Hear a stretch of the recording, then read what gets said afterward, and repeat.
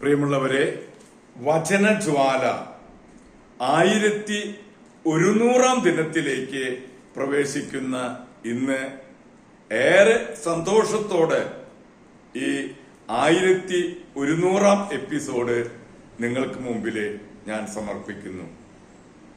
ഇന്ന് ദൈവമാതാവിന്റെ ജനനത്തിരുനാളിന് ഒരുക്കമായുള്ള 4-ാം ദിവസത്തിലേക്ക് പ്രവേശിക്കുന്ന ഇന്ന് സെപ്റ്റംബർ 4 ബുധനാഴ്ച എല്ലാവർക്കും സുന്ദരമായ ഒരു സുപ്രഭാതം ആശംസിക്കുന്നു.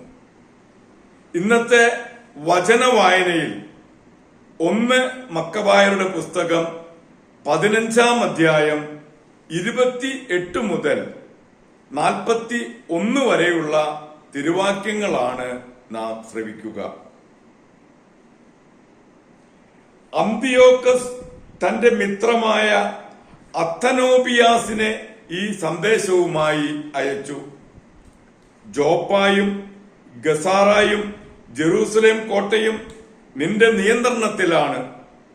അവ എന്റെ രാജ്യത്തെ നഗരങ്ങളാണ്. നീ ആ പ്രദേശങ്ങൾ നശിപ്പിക്കുകയും ദേശത്തിന് വലിയ നാശങ്ങൾ വരുത്തുകയും എന്റെ രാജ്യത്തെ പല സ്ഥലങ്ങളും കൈയടക്കുകയും ചെയ്തു. ആകയാൽ നിങ്ങൾ പിടിച്ചടക്കിയ നഗരങ്ങൾ വിട്ടുതരുകയും യൂദയായുടെ അതിർത്തികൾക്ക് പുറത്തുനിന്ന് പിടിച്ചെടുത്ത സ്ഥലങ്ങൾക്കൊപ്പമുള്ള കപ്പം തരികയും ചെയ്യുക. അല്ലെങ്കിൽ അവയ്ക്ക് പകരം 500 താലന്ത് വെള്ളിയും നീ വരുത്തിവെച്ച നഷ്ടങ്ങൾക്ക് പകരമായും നഗരങ്ങൾക്കുള്ള കപ്പമായും വേറെ 500 താലന്തും കൂടി നൽകുക. അല്ലെങ്കിൽ ഞങ്ങൾ വന്ന് നിന്നെ കീഴടക്കും. രാജമിത്രമായ അത്തനോബിയസ് ജെറൂസലേമിലെത്തി. ശിമയോന്റെ പ്രതാപവും ഭക്ഷണമേശക്കരികെ തട്ടുതട്ടായി അടുക്കി വച്ചിരിക്കുന്ന സ്വർണ വെള്ളിപ്പാത്രങ്ങളും അവന്റെ സമ്പൽ സമൃദ്ധിയും കണ്ട് അവൻ വിസ്മയഭരിതനായി. അവൻ രാജ്യസന്ദേശം ശിമയോനെ അറിയിച്ചു. ശിമയോൻ ഇങ്ങനെ മറുപടി നൽകി: ശത്രുക്കൾ ഒരു കാലത്ത് അന്യായമായി പിടിച്ചെടുത്ത ഞങ്ങളുടെ പിതൃസ്വത്തല്ലാതെ അന്യദേശമോ വസ്തുവകകളോ ഞങ്ങൾ കൈവശപ്പെടുത്തിയിട്ടില്ല. ഇപ്പോൾ നിങ്ങൾക്ക് അവസരം ലഭിച്ചിരിക്കെ പിതാക്കന്മാരുടെ അവകാശം ഞങ്ങൾ മുറുകെ പിടിക്കുകയാണ്. നിങ്ങൾ ആവശ്യപ്പെടുന്ന ജോപ്പായും ഗസാറയും ഞങ്ങളുടെ ജനത്തിനും ദേശത്തിനും വലിയ നാശങ്ങൾ വരുത്തിയിട്ടുണ്ട്. അവയ്ക്ക് 100 താലന്ത് ഞങ്ങൾ തന്നുകൊള്ളാം. അത്തനോബിയസ് ഒന്നും മറുപടി പറഞ്ഞില്ല. അവൻ ക്രോധത്തോടെ മടങ്ങി രാജസന്നിധിയിലെത്തി ഈ സന്ദേശവും ശിമയോന്റെ പ്രതാപവും താൻ കണ്ട എല്ലാ കാര്യങ്ങളും രാജാവിനെ അറിയിച്ചു. രാജാവ് അത്യധികം കുപിതനായി. ട്രിഫോ ഒരു കപ്പലിൽ കയറി ഓർത്തോസിയയിലേക്ക് രക്ഷപ്പെട്ടു.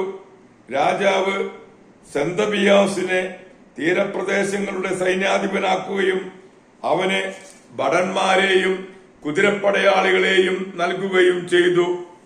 യൂദായ്ക്കെതിരെ പാളയമടിക്കാനും കെദ്രോൻ പുനരുദ്ധരിച്ച് കവാടങ്ങൾ സുശക്തമാക്കാനും ജനത്തിനെതിരെ യുദ്ധം ചെയ്യാനും രാജാവ് അവനെ കൽപ്പന നൽകി. രാജാവ് ട്രിഫോയെ അനുധാവനം ചെയ്തു. സെന്തോബിയോസ് യാമ്നിയയിലെത്തി ജനത്തെ പ്രകോപിപ്പിക്കാനും യൂദയ കയ്യേറി ആളുകളെ തടവുകാരാക്കി പിടിച്ചു കൊല്ലാനും തുടങ്ങി. രാജകൽപ്പനയനുസരിച്ച് കെദ്രോൻ പുതുക്കിപ്പണിയുകയും അവിടെ യൂദയായിലെ രാജവീഥികൾ കാക്കുന്നതിന് കുതിരപ്പടയാളികളെയും ഭടന്മാരെയും നിർത്തുകയും ചെയ്തു. ദൈവത്തിന്റെ തിരുവചനമാണ് നാം ശ്രവിച്ചത്. പ്രിയമുള്ളവരെ, ഇന്ന് ആഗോള കത്തോലിക്ക സഭയിൽ കന്യകയായ വിശുദ്ധ റൊസാലിയായെ അനുസ്മരിക്കുന്ന പൊൻസുദിനമാണ്. സിസിലിയിലെ പറ്റേർമ എന്ന സ്ഥലത്താണ് ജനനം.